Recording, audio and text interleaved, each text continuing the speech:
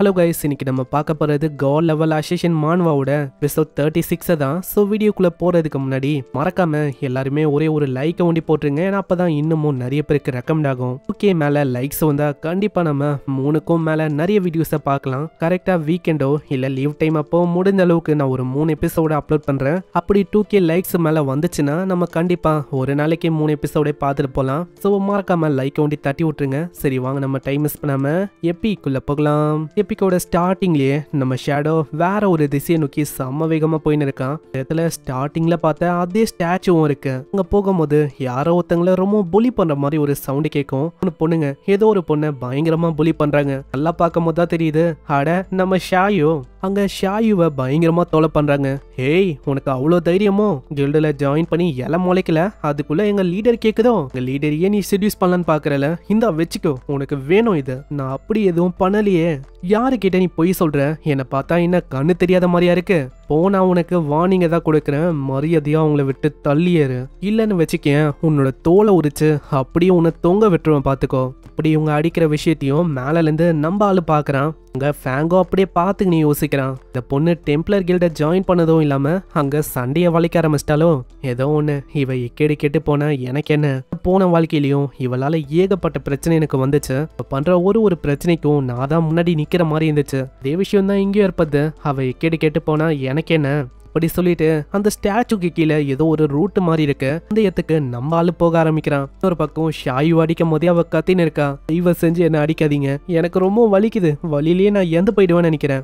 தேவைதான், எங்க லீடரியவா நீ செடியூஸ் பண்ணலான்னு பாக்குறேன், இந்தா வச்சுக்கோ இப்படின்னு அங்க காலால உதன்னு பயங்கரமா உதைக்கிறாங்க. அந்த சைடு அங்க ஸ்டாச்சுக்குள்ள போகும் போதே சொல்றான், இந்த ஸ்டாச்சுக்கு கீழே ஒரு மிகப்பெரிய இடமே இருக்கு. அது ஒரு ஹிடன் ரூம் தான். இது மூலமா நம்மளால ஒரிஜினல் டவுனுக்கு போக முடியும். இந்த விஷயம் அவளுக்கும் நிறைய பேருக்கெல்லாம் தெரியாது. நான் ஒரு விஷயம்ப்பா, இந்த டெலிபோர்டேஷன் இது ஒன்றும் ஃப்ரீ இல்லை நீங்க நினைக்கிற மாதிரி. ஃபர்ஸ்ட் டைம் இப்போதான் நீங்க அதை பயன்படுத்துறீங்கன்னா கிட்டத்தட்ட 500 டேஸுக்கான லைஃப் எனர்ஜியை கொடுக்குற மாதிரி இருக்கும். செகண்ட் டைமுக்கு 1000 டேஸ், தேர்ட் டைமுக்கு 2000 டேஸ். இதே மாதிரி ஏறிக்கினே தான் போகும். ஒரு வாட்டியும் அது அப்படியே டபுள் ஆகும். ஏன்னா இது மூலமா அந்த ஸ்மாலான டவுனுக்கு என்னால் போக முடியும். டைம் போக போக கிராஜுவலாகவே அந்த இடம் அது ஒரு மிகப்பெரிய ஹை லெவலான இடமா மாறிடும். அந்த இடம் எவ்வளவாகும் போது அங்க இருக்கிற மாஸ்டர்ஸ் தான் எவ்வளவாகும். இது கூடவே ஹிடனான நிறையவே ட்ரெஷரும் அப்பியர் ஆகும். ஃபார் எக்ஸாம்பிளுக்கு நான் சொன்னா ஏன்ஷியன் காடோட அந்த ஸ்லேட்டு அந்த மாதிரி விஷயத்தெல்லாம் அங்க பார்க்க முடியும். அப்படி இருக்கும் போது இதை நான் அப்படியே விட்டுருவேனா என்ன? அந்த இடத்துல சிஸ்டமும் கேக்குது, இங்க டெலிபோர்டேஷனை பயன்படுத்த ஆசைப்படுறீங்களா?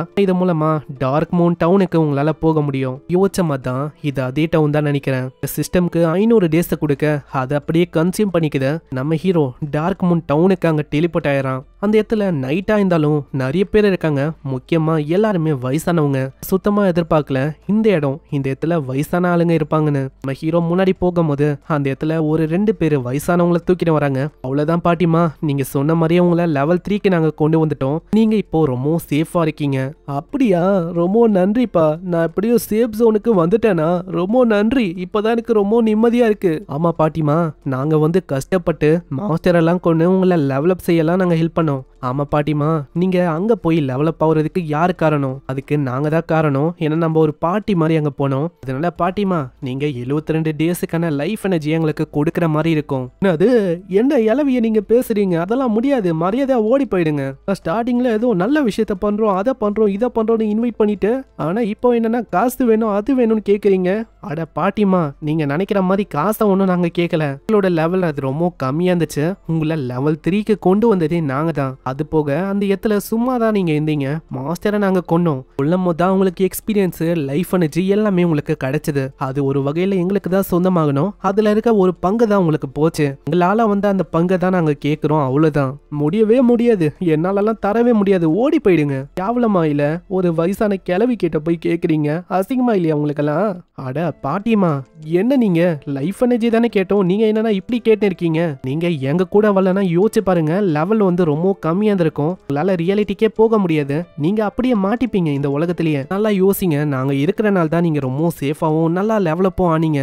அடே, நீ என்ன பண்ண ட்ரை பண்ற எனக்கு தெரியுது. மரியாதையா ஓடி போயிடு, இல்லைன்னா அவ்வளவுதான் கத்தி கூச்சலிடுவேன். என்னையே நீ அபியூஸ் பண்ண பாக்குறேன்னு. அங்க இப்படி இந்த பாட்டிமா ரொம்ப ஓவரா பண்ண அங்க அப்படியே யாரோ ஒருத்தங்க பூச்சி இழுக்கிறாங்க. அதனால பாட்டிமா அப்படியே பின்னாடி விழுறாங்க. இடத்துல பாட்டின்னு கூட பார்க்காம நம்ம ஷேடோனோட டேகர் எடுக்கிறான். அடுத்த செகண்டே எங்க ரத்தமும் அப்படி பீச்சிங்கன்னு ஊத்துது. பண்ணதும் நம்மால தான். ஆனா அவங்க 2 பேருக்கு தெரியல. அம்மா இங்க என்ன ஆச்சு, எப்படி அந்த பாட்டிமா இறந்து போனாங்க. ஆனா ஒரு சைடு அங்க நிறையவே லைஃப் எனர்ஜிலாம் கிடைக்குமா, அதனால இவங்களுக்கு ரொம்ப சந்தோஷமா இருக்கு. ஐயா ஜாலி, எவ்வளவு லைஃப் எனர்ஜியா. சைடு அந்த பாட்டி இறந்து போனதுல இவங்களுக்கு அங்க சந்தோஷம் தான், அவங்க சோகமா ஒரு மாதிரி அங்க தெரியல. அங்க ஒரு சைடு அவங்களுக்கு சந்தோஷமா இருக்கு. யாரோ இதை பண்ணிருக்கீங்க, ரொம்ப நன்றி எங்களுக்காக பண்ணதுக்கு. அதெல்லாம் பரவாயில்ல இருக்கட்டும், நீங்க அதை எடுத்துக்கலாம் தாராளமா. அங்க யாரு என்னன்னு கேட்கும் போது அவளுக்கும் அதை பத்திலாம் ஆளு கண்டுக்கல.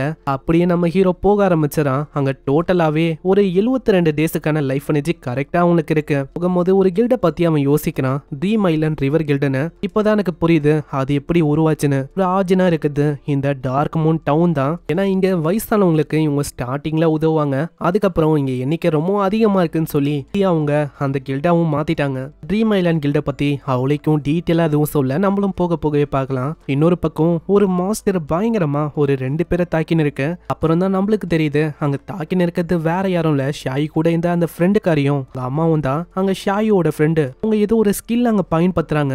அதனால அந்த மாஸ்டர் அப்படியே மாட்டிக்குது. சீக்கிரமா உன்னோட ஸ்கில்ல பயன்படுத்தி எப்படியாச்சும் முச்சு விட்டுரு. அதே மாதிரி அவங்க லைட்னிங் ஸ்ட்ரைக்க பண்றாங்க, அதுவும் டைரக்டா அது மேல படுமா. இதை ஒரு வாய்ப்பா வச்சு அங்க இன்னொருத்தர் பயங்கரமா அதை வெட்டி கொள்றாரு. பாத்தியா நான் வந்து கொன்னுட்டேன். அம்மா அப்பா நீங்க உண்மையிலேயே மாசு தெரியுமா. ஆமா ஆமா, நம்ம கஷ்டப்பட்டு உழைச்சாலே போதும், இந்த மாதிரி சின்ன சின்ன மாஸ்டர்ஸை நம்மளால அசால்ட்டா கொள்ள முடியும். இன்னொரு பக்கம் போகும்போதே அவங்க அப்பா அங்க கேக்குறாரு, ஆமா நான் கேள்விப்பட்டேன் உன்னோட ஃப்ரெண்டு அதான் அந்த ஷாயு அந்த டெம்பிள் நைட் அந்த கில்டுல ஜாயின் பண்ணிட்டாலா என்ன. சில பல விஷயம் எனக்கு அந்த கில்ட பத்தி தெரியும். யார் யாரு அந்த இடத்துல மெம்பர்ஸா இருக்காங்களோ அவங்களோட டாக்ஸ் இது ரொம்ப அதிகமா இருக்கும். டாக்ஸ்ன்னு எதை மீன் பண்றாங்கன்னா இந்த லைஃப் எனர்ஜி, அதை தான் அவங்க மீன் பண்ணியே சொல்றாங்க. இது சொல்றது உண்மைதான், அவங்க ஜாயின் பண்ணிட்டா. நானும் எவ்வளவோ சொன்னேன் அங்க ஜாயின் பண்ணாத, எங்க கில்டுக்கு வந்துரு. நான் நம்ம கில்டு வயசானவங்க விளையாட தெரியாதவங்களுக்கு ஒரு வெல்ஃபேரா இருக்கு, அவங்களுக்கு இந்த கில்டு ரொம்ப உதவியா இருக்கும். ஏன்னா எப்படியாச்சும் அவங்களால இதை வச்சு லெவலப் ஆக முடியும். நான் கேட்கல முடியாதுன்னு சொல்லிட்டு அங்க போயிட்டான். முன்னாடியே அந்த பொண்ணோட அம்மாவும் சொல்றாங்க, நான் கேள்விப்பட்டமா இந்த பொண்ணு ஷாயு அவ இப்போ லெவல் 10க்கு போயிட்டாலாமே. அவள் லெவல் 10க்கு போறதுக்கு காரணமும் அந்த கில்டு ஆளுங்க தானே. சொல்றது கரெக்டு தாமா, ஆனா என்னதான் சொன்னாலும் இந்த கில்டு ஆளுங்களை பொறுத்த வரைக்கும் அந்த பொண்ணு ஒரு டூல் மாதிரி தான். கான்ட்ராக்டை அவங்க சைன் பண்ண வைப்பாங்க, அதுல லைஃப் எனர்ஜியை உரிய வைக்கிறதுக்கான கான்ட்ராக்ட் தான் அது. அதை வச்சு அவங்க உரின்னு பயங்கரமா அவங்களோட லைஃப் எனர்ஜியை உரிவாங்க. நான் நம்மளுக்கு ஒன்றும் கவலை இல்லை, சின்ன சின்ன மாஸ்டர்ஸை நம்ம தேடி கண்டுபிடிச்சாலே போதும், நம்மளால எக்ஸ்பீரியன்ஸோ கெயின் பண்ண முடியும், லெவலப்போ ஆக முடியும். அப்படியே நம்ம பெரிய மாஸ்டரை பார்த்தாலும் பிரச்சனை இல்லை, நம்ம ஓடி போயிடலாம், வேற என்ன. ஷாயுவை நினைச்சா உண்மையிலேயே எனக்கு கவலையா இருக்கு. நான் அவளை கேட்டா அவ ஒன்னும் ஆர்டினரியான பர்சன் இல்ல அப்படின்னு அவ யோசிக்கிறான். நான் அவகிட்ட ஹிடனான ஏதோ ஒரு ப்ரொஃபஷன் இருக்கு, மனசுல ஒரு நினைப்பு இருக்கு, நான் தான் ஸ்டாங்கு என்னால எல்லாத்தையுமே பண்ண முடியும்னு. ஆனா அவளுக்கு புரிய மாது அவ அப்படியெல்லாம் ஒன்னும் இல்லைன்னு. இப்படி இவ யோசிக்கும் போது ஏகப்பட்ட ஆரோஸ் அப்படியே அப்பாவை நோக்கி வருது. அந்த ஆரோஸ் டைரக்டா அவரோட மண்டையிலையும் உடம்புலயும் பட ஆரம்பிக்குது. அங்கேயே ஒரு காலி. இதை பார்த்து அவங்க பயந்து போயிடறாங்க, அட என்னங்க உங்களுக்கு என்ன ஆச்சு. ஆனா ஒரு ரியாக்ட் பண்ண கூட அங்க டைம் இல்ல, அவரோட ஆவிதான் அப்படியே பறந்து போகுது மேல. இதை பண்ணதும் ஒரு 3 ஆளுங்க தான். அங்க நடுவுல இருக்க அந்த பர்சனும் சொல்றான், பார்த்தல நாய் அடிக்கிற மாதிரி இவங்களை கொன்னுட்டேன், இவங்கெல்லாம் என் முன்னாடி ஒண்ணுமே இல்ல, ஒரே ஒரு அட்டாக்கே போதும் இவங்களை கொல்றதுக்கு. அட என்னையா பேசின இருக்க, அவங்க ட்ரீம் ஐலாண்ட் அந்த கில்ட சேர்ந்தவங்க, அவங்களாம் ஒரு குப்பை மாதிரி தான், அசால்ட்டா அவங்கள கொல்ல முடியும், அவங்களாம் ஒரு மேட்ரே இல்ல. அந்த ஆளும் எங்கிட்டயும் அவங்க அம்மா கிட்டயும் கத்துறான், ஏய் நீங்க 2 பேரும் உங்க கிட்ட இருக்கிற எல்லா லைஃப் எனர்ஜியும் மரியாதை எனக்கு கொடுங்க, இல்லன்னா அவ்வளவுதான் உங்க 2 பேரையும் அக்கா பிரிச்சு பாக்குற மாதிரி ஆயிடும். நீங்க என்ன சொல்ல இருக்கீங்க, கொலை பண்றது இங்க இல்லீகல், நீங்க அப்படி பண்ணக்கூடாது. அப்படியா, உண்மையை சொன்னா எனக்கு அதை பத்தி ஒரு துளி கவலை இல்ல, அதனால நான் என் இஷ்டத்துக்கு தான் எல்லாத்தையுமே பண்ணுவேன், உனக்கு என்ன வந்துச்சு. ஆனா அதுக்குள்ள நம்ம எங்க அவன் முன்னாடி வந்துடுறான், சீக்கிரமா ஏதாச்சும் பண்ணுங்கம்மா, யாராச்சும் வர சொல்லுங்க, இதான் ஒரு நல்ல வாய்ப்பு தெரியுமா, நான் அதே மாதிரியே பண்றேன். அப்போனா நீங்க 2 பேரும் நான் சொல்ற விஷயத்த கேட்க மாட்டீங்களோ. அங்க பின்னாடி இருக்க அந்த 2 பர்சனை முன்னாடி அனுப்புறான். ஆனா திடீர்னு அவங்க 2 பேரை வேற யாரோ தாக்குறாங்க.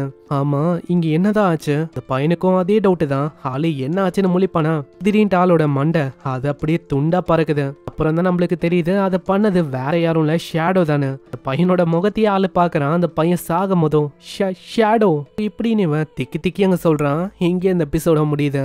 என்ன விஷயம் எல்லாமே நம்ம நெக்ஸ்ட் எபிசோட்ல பார்க்கலாம். இன்னமும் ஏகப்பட்ட விஷயம் இருக்கு, எல்லாத்தையுமே அவங்க ரிவீலே பண்ணல, கொஞ்சமா ரிவீல் பண்ணுவாங்க. உண்மையிலேயே இதுக்கப்புறம் தான் தரமா போகும், மிஸ் பண்ணாம பார்க்க சப்ஸ்கிரைப் பண்ணிக்கோங்க, ஏன்னா அப்பதான் நோட்டிபிகேஷனா வரும். நான் உங்களை நெக்ஸ்ட் எபிசோட்ல சந்திக்கிறேன். தேங்க்யூ ஃபார் வாட்சிங். சைனரா.